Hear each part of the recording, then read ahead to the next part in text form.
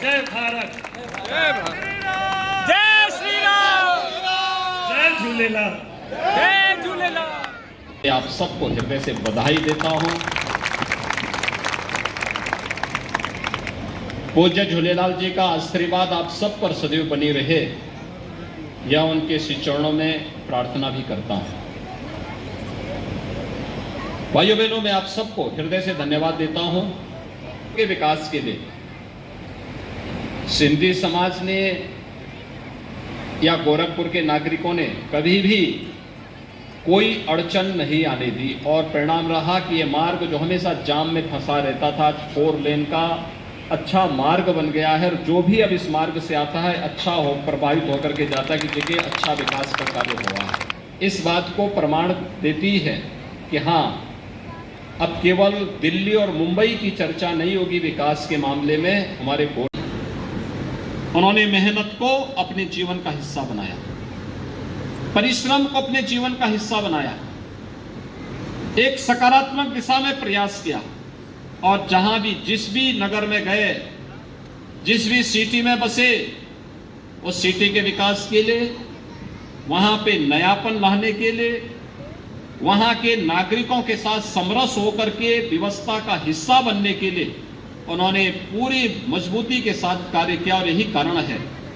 कि जब ये देश आजादी के 75 वर्ष मना रहा है, वह त्रासदीपूर्ण स्थिति के भी 75 वर्ष होने जा रहे हुए हैं।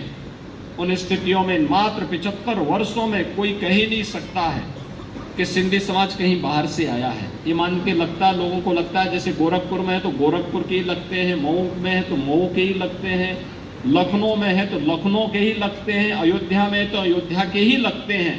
कोई भी अलग वो नहीं, बल्कि परंपरा और आस्था को बनाए रखते हुए भी स्थानीय समाज के साथ समरस होकर के व्यवस्था का हिस्सा बनकर के सनातन हिंदू धर्म की मजबूती के लिए पूरी प्रतिबद्धता के साथ कार्य करना, ये सिंधी समाज की पहचान बन चुकी है। और आज उसका विकास की प्रक्रिया उन्हीं महापुरुषों के आशीर्वाद से आगे बढ़ रही है, जिनकी कृपा और जिनके विरासत को संरक्षित करते हुए सम और विषम परिस्थितियों में, क्योंकि जो लोग आए होंगे पार्टीशन के समय, उस समय उनके साथ वे कोई धन संपदा लेकर के नहीं आए होंगे।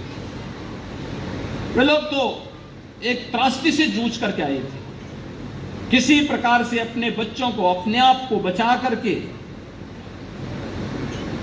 भारत की धरती पर आए, क्योंकि भारत उनकी मूल धरती है। राजनीतिक कारणों से भले ही विभाजन हुआ हो, लेकिन उस अन्याय का शिकार और अत्याचार का शिकार पंजाबी और सिंधी समुदाय के लोगों को होना पड़ा है। भूल करके उन्होंने विकास की एक सकारात्मक राह को पकड़ा और ये सकारात्मक राह ही हमेशा विकास की प्रक्रिया के साथ आगे बढ़ता है। हम लोग भी अगर उत्तर प्रदेश में यही मानते हैं कि अरे पिछली सरकारों ने कुछ नहीं किया और उसी पे रोना रोते, हम कुछ नहीं कर सकते भाइयों बहनों, कुछ नहीं कर सकते। पिछली 20 करोड़ जनता के हित के लिए योजना बनाना, उसको प्रभावी ढंग से जमीन पे लागू करना और प्रभावी ढंग से उसको लागू करने का कार्य आज प्रदेश के अंदर हो रहा है। आज प्रधानमंत्री मोदी जी के मार्गदर्शन में, उनके नेतृत्व में भारत एक लंबी छलांग लगा रहा है। इससे बड़ा सौभाग्य क्या हो सकता है? जलाजल में बदल जाता था, गंदगी का ढेर, एक तरफ माफिया का आतंक और दूसरी तरफ मच्छरों का आतंक, यही तो थी गोरखपुर की पहचान। लेकिन आज उससे उभर करके गोरखपुर, जिधर जाओ लोग कहते अच्छा यही गोरखपुर है। यानी कोई व्यक्ति दिन में आता है तो सड़कों को, चौड़ी सड़कें देखता, क्या यही गोरखपुर है? और रात्रि के समय अगर आ जाता है तो चकाचौंध में पड़ जाता कि कहां जाना है मुझे, कौन सा रास्ता होगा।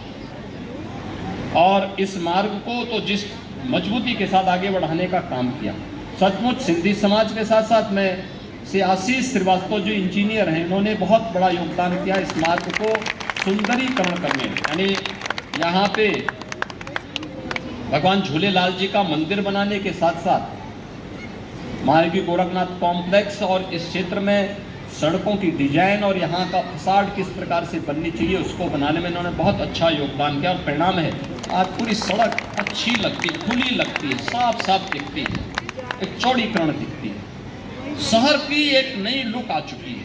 आज सड़कों पर कोई शाम को निकलेगा, जगमगाती हुई सड़कें गोरखपुर की दिखाई देती हैं। ये काम 6 वर्ष पहले भी हो सकता था, यह कार्य 50 वर्ष पहले भी हो सकता था।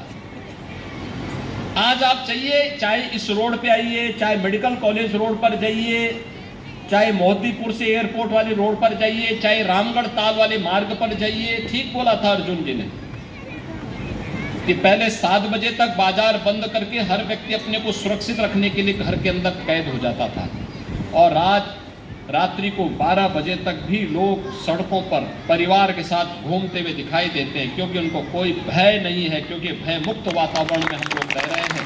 लोगों के मन में विश्वास है कि हम सुरक्षित हैं और मन में आ जाती है। नागरिक अपने कर्तव्यों का निर्वहन ईमानदारी के साथ करने लगता है।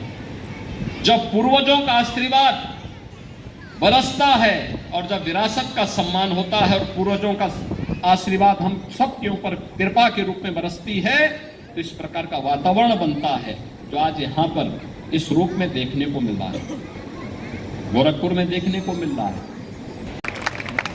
एक भी व्यक्ति शिकायत करने नहीं आया और सभी लोगों ने सहजता के साथ विकास के इस कार्य को अपने आने वाली पीढ़ी को उज्जवल बनाने के लिए उन्होंने योगदान दिया।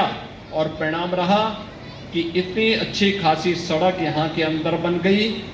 और वहां पर भी झूलेलाल समुदाय यानी सिंधी समाज का इसलिए भी धन्यवाद है कि सड़क चौड़ीकरण के कार्य में पूज्य झूलेलाल जी, जो हम सबकी आस्था की प्रतीक है, जो वरुण देवता के अवतार माने जाते हैं, जिन्होंने अपने उस समय के चमत्कारों से आक्रांताओं के छक्के छुड़वाए थे, उनका पवित्र मंदिर भी सड़क चौड़ीकरण के मार्ग में आ रहा था। लेकिन समाज ने कहा कि विकास के साथ साथ आस्था के लिए भी हमें जगह मिल जाए तो अच्छा है, और हम भी चाहते हैं विकास हो। पूज्य झूलेलाल जी की प्रेरणा थी कि एक लंबे समय तक, लगभग 70-75 वर्षों तक पूज्य झूलेलाल जी का मंदिर पुराने स्थान पर था।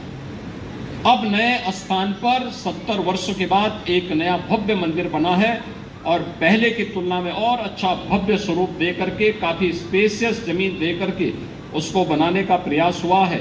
सचमुच एक प्रयास, यह एक प्रक्रिया का हिस्सा है, लेकिन हम उस विकास की सकारात्मक सोच के साथ आगे बढ़े और विकास की सकारात्मक सोच का परिणाम यहाँ के सिंधी समाज के लोगों ने यहाँ पर दिया है, जो आज हम सबके सामने इस भव्य मंदिर के रूप में आगे बढ़ रहा है। भाइयों बहनों, सिंधी समाज एक प्रगतिशील समाज है।